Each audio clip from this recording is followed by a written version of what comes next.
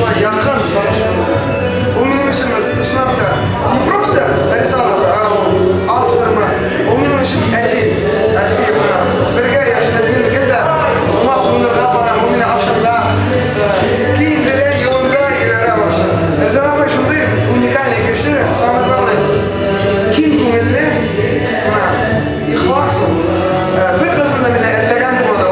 Мына булганы бар, мен яныш эйлелер ишен келдим. Бул дигени бар. Ул Аллахта өйрөтө һәм келде матурына айтып Аллахтан һәм мен ана келде сагын көтөм, көрсөм, мына өзүмдөн катим турам. Үз әтиң шикелле якын инде. Үз әтиң шикелле.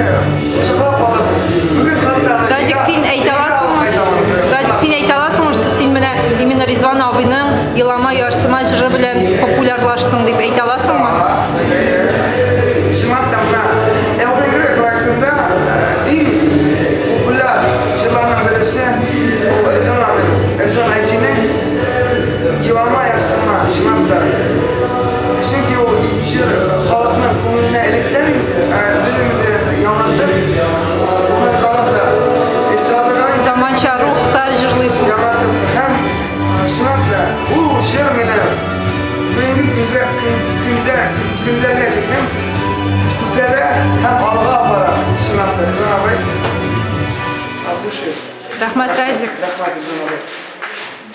Башлый, әйбәт кеше.